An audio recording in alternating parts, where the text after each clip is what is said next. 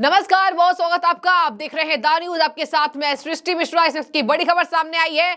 ममता बनर्जी खिसिया गई हैं। ममता बनर्जी अभी गुस्से में है, नाराज हैं, क्योंकि यहां पर जस्टिस अभिजीत गंगोपाध्याय ने बीजेपी को ज्वाइन कर लिया है। अब मैं आपको बता दूं यहां पर क्या क्या तथ्य उन्होंने रखे ममता बनर्जी के खिलाफ, और ममता बनर्जी क्यों खिसियाई हुई है वो भी मैं आपको बताऊंगी। देखिए, ममता बनर्जी ने बड़ा बयान दिया है, जहां से बीजेपी उनको चुनाव लड़वाए, भगवान करे वो हार जाएं। ममता बनर्जी का बड़ा बयान है कि उन्होंने चाहा है कि अभिजीत गंगोपाध्याय हार जाएं, जहां से वे चुनाव लड़े। उन्होंने कहा कि पश्चिम बंगाल शर्मसार हुआ है, एक जज ने आज बीजेपी का दामन थाम लिया है। उन्होंने कहा कि अब मुझे समझ में आया कि क्यों राज्य की युवाओं की नौकरी छीन ली गई और हमेशा ही टीएमसी के खिलाफ रहे। आपको मैं बता दूं, शिक्षक भर्ती घोटाले में और भी जुड़ी सुनवाई में अब तक जज अभिजीत गंगोपाध्याय जुड़े हुए थे, लेकिन अचानक से उन्होंने अपने कार्यकाल के कुछ ही महीने पहले उन्होंने इस्तीफा देने का प्लान किया और कहा कि अब मैं जज के पोस्ट पर सर्व नहीं करूंगा और अब मुझे राजनीति के मैदान में उतरना है। और आपको बता दें, बीजेपी ने उनको शामिल कर भी लिया।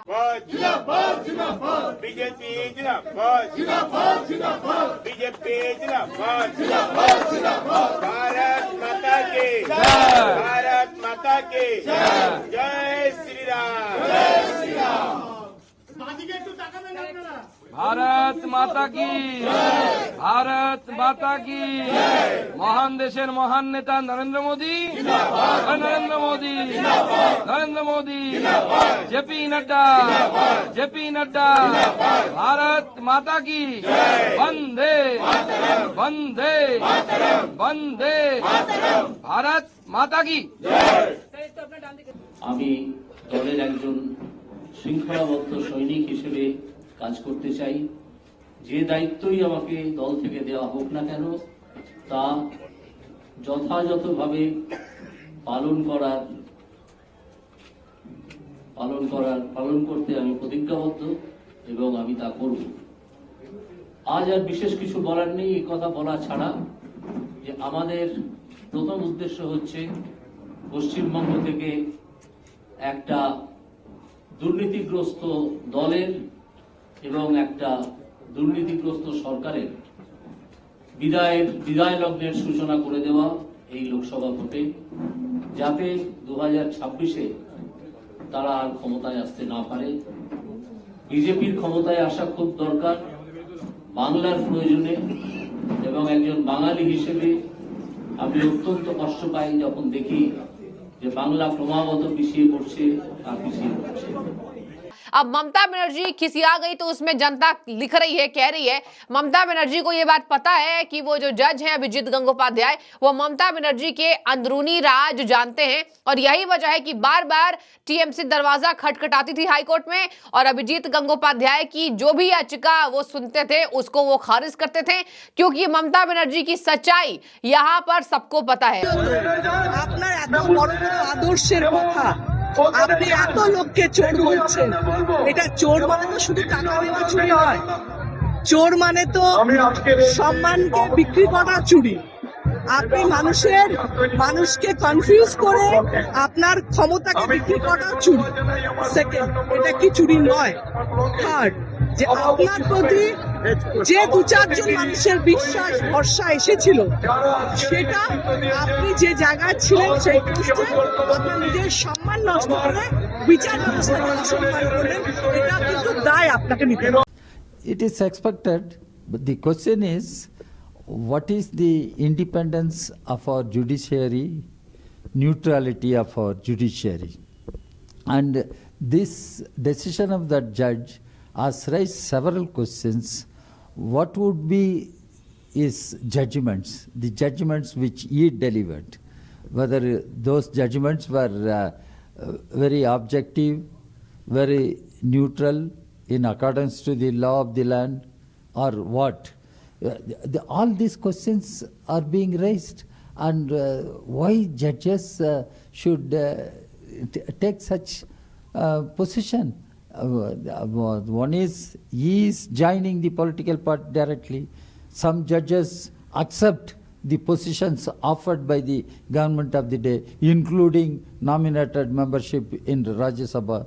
So this doesn't set a good model for the people who are part of the judiciary, and this doesn't give adequate confidence to the people of our country in our judicial system.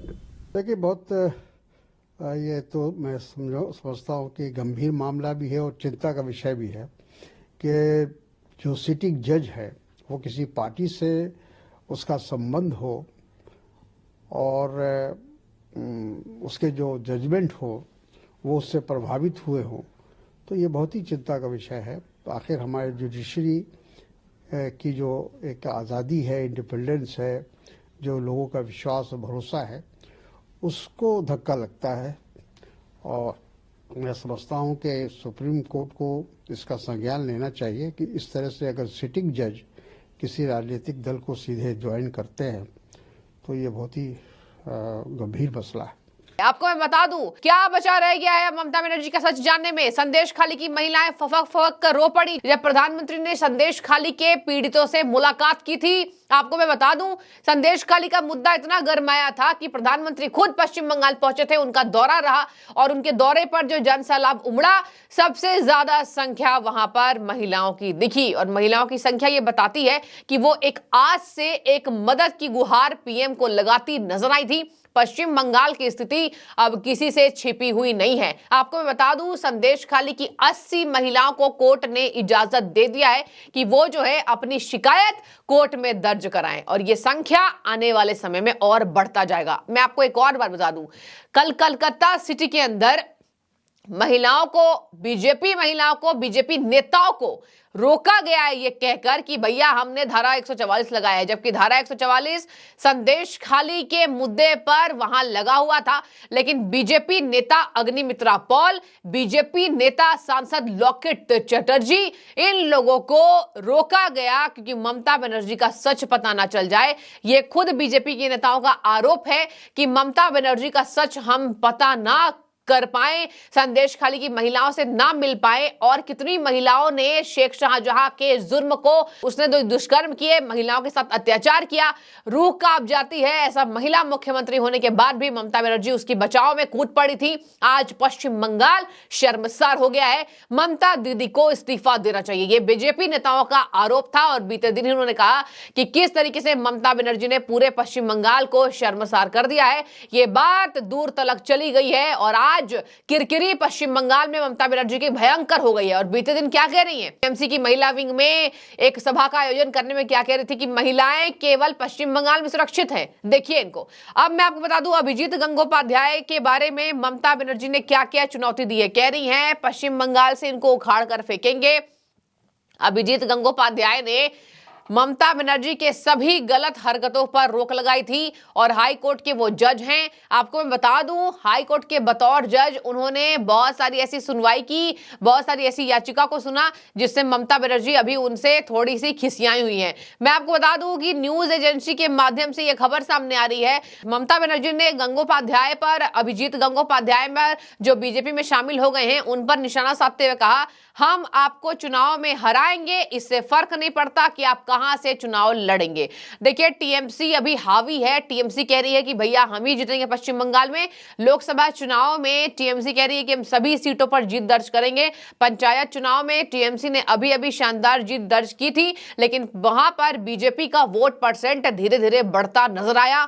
और यहां पर संदेश खाली की महिलाएं कह रही है कि इस बार हम दीदी को उखाड़ के फेंकेंगे। हमें ये उम्मीद नहीं थी कि ममता बनर्जी जो मां माटी मानुस का नारा देती हैं, आज जमीनी स्तर पर ऐसा कुछ देखने को नहीं मिल रहा है। और तो और शेख शाहजहां का महल शानदार काम करवा दिया, तैयार करवा दिया। सीबीआई से उसको बचा रहे, 2 दिन तक सीबीआई को नहीं हैंडओवर दिया, जबकि सीबीआई चाहती थी कि हमारे ऊपर केस आ जाए, हम इसको देखें। ईडी ने उसकी शिकायत दर्ज कराई कोर्ट में, कोर्ट से सुप्रीम कोर्ट से फटकार लगी, सुप्रीम कोर्ट का दरवाजा बंद हुआ कि हम आपके तुरंत याचिका को सुनवाई नहीं करेंगे कि आप चाहते हैं कि शेख शाहजहां को सीबीआई को हैंडओवर ना मिले। इतनी नौटंकी पश्चिम बंगाल में, इतनी नौटंकी, हद पार बिल्कुल ममता बनर्जी ने अपने राजनीतिक करियर में अब तक कर दिया है। मैं आपको बता दूं, यहां पर तृणमूल कांग्रेस प्रमुख ने अभिजीत गंगोपाध्याय पर अपने फैसले के जरिए हजारों युवाओं की नौकरियां छीनने का भी आरोप लगाया था।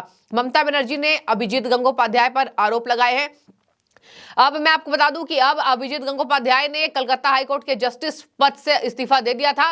बीजेपी कार्यकाल में उनका भव्य स्वागत किया कार्यालय में। वहां राज्य पार्टी अध्यक्ष सुकांत मजूमदार वहां पर मौजूद रहे, उन्होंने उनको पार्टी का झंडा दिया। ये वही सुकांत मजूमदार है जो संदेश खाली की महिलाओं से मिलने गए थे तो पुलिस ने लाठीचार्ज किया था और ये घायल हो गए थे और ये हॉस्पिटलाइज हो गए थे। अब मैं आपको बता दूं अभिजीत गंगोपाध्याय ने तृणमूल पर निशाना साधते हुए क्या कहा, सुन लीजिए।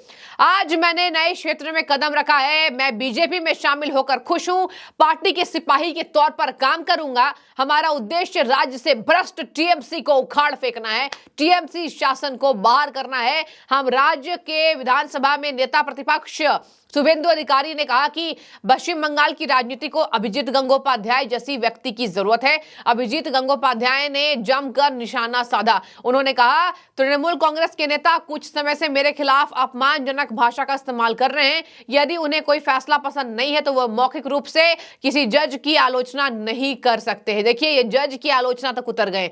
इस तरह के उकसावे ने मुझे राजनीति में आने, बंगाल में भ्रष्टाचार के पर्याय टीएमसी से लड़ने का फैसला करने में मदद की है। ये देखिए क्या कह रहे हैं, एक जज हैं, सभी फैसलों को देख चुके हैं, इतनी सुनवाई कर चुके हैं, कई मामलों में ये सूचीबद्ध थे लेकिन उन्होंने पहले ही इस्तीफा दे दिया। इन्होंने कहा पश्चिम बंगाल में आतंक और भ्रष्टाचार का पर्याय क्या है। देखिए माफियागिरी में माफिया का पर्याय अतीक अहमद को कहा जाता था दर्शकों, और आज कहा जा रहा है कि टीएमसी पर्याय है भ्रष्टाचार का और आतंक का।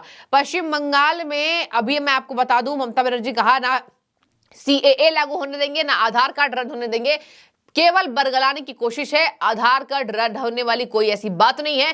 पश्चिम बंगाल में सरकार उसी को तवज्जो देगी जो इस राष्ट्र के खिलाफ ना हो, इस राष्ट्र के साथ हो। पश्चिम बंगाल की स्थिति बिल्कुल सामने है, किस तरीके से ममता बनर्जी तुष्टीकरण की राजनीति कर रही हैं, और तो छोड़िए किस तरीके से बांग्लादेश से आया हुआ शेख शाहजहां को बचाने में इन्होंने कोई कोर कसर नहीं छोड़ा। ये शर्म की बात है। और पश्चिम बंगाल में अधीर रंजन चौधरी जी को भी डर लगता है, मत भूलिए। पश्चिम बंगाल में अधीर रंजन चौधरी भी डरते हैं, कह रहे हैं राष्ट्रपति शासन लगना चाहिए, महिला आयोग ने मांग की है। इसके बाद भी ममता बनर्जी कह रही है कि अभिजीत गंगोपाध्याय को हम चुनाव में हरा देंगे, तो ये ओवर कॉन्फिडेंस का मसला है। लेकिन अब बीजेपी धीरे धीरे प्रयास कर रही है और कांग्रेस भी प्रयास कर रही है। देखने वाली बात होगी ममता बनर्जी को भ्रष्टाचार का पर्याय कहने वाली ये पार्टियां क्या कमल का फूल वहां खिला पाएंगी, कांग्रेस वहां पर क्या यहाँ अपनी सत्ता बढ़ा पाएगी, देखने वाली बात होगी। आप राय रखिए और जो भी हो जरूर बताइए। अभिजीत गंगोपाध्याय पर निशाना साध रही ममता बनर्जी, कह रही है हार जाए चुनाव। बहुत शुक्रिया।